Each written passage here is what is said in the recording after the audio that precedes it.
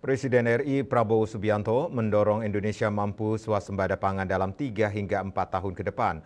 Hal ini akan jadi PR bagi semua daerah ke depan untuk bisa meningkatkan produksi pertanian di daerah masing-masing, tak terkecuali Ibu Kota Provinsi Bali, Denpasar.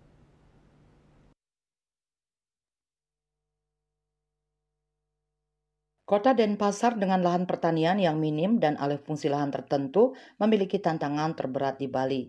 Namun tantangan tersebut sudah diupayakan sejak tahun-tahun sebelumnya.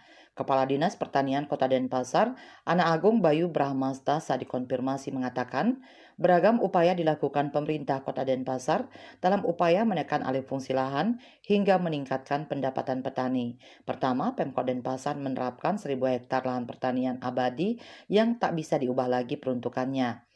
Kebijakan ini sudah tertuang dalam Perda di Kota Denpasar sehingga itu tak bisa diubah yang selamanya jadi lahan pertanian.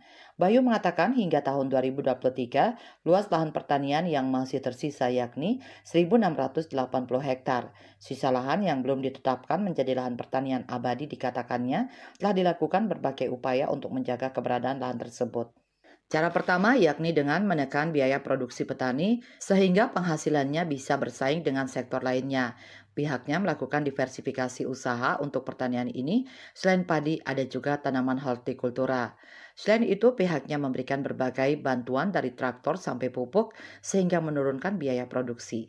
Petani juga diarahkan untuk pengaturan manajemen masa tanam sehingga saat panen tepat di waktu harga sedang tinggi.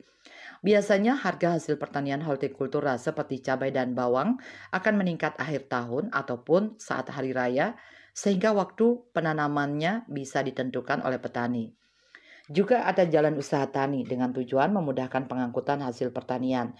Tak hanya itu, lahan pertanian juga mendapat kebijakan pembebasan pajak dan telah tertuang dalam Perda. Petani juga mendapatkan BPJS Kesehatan dan Ketenagakerjaan yang preminya dibayar oleh Pemkot Denpasar. Terkait dengan pemasaran produk pertanian, kata Agung Bayu, tidak ada kendala.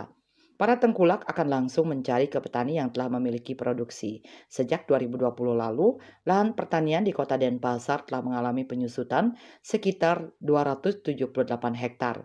Tercatat pada 2022, luas lahan pertanian di Kota Denpasar mencapai 1.958 hektar, menurun menjadi 1.915 hektar pada 2021.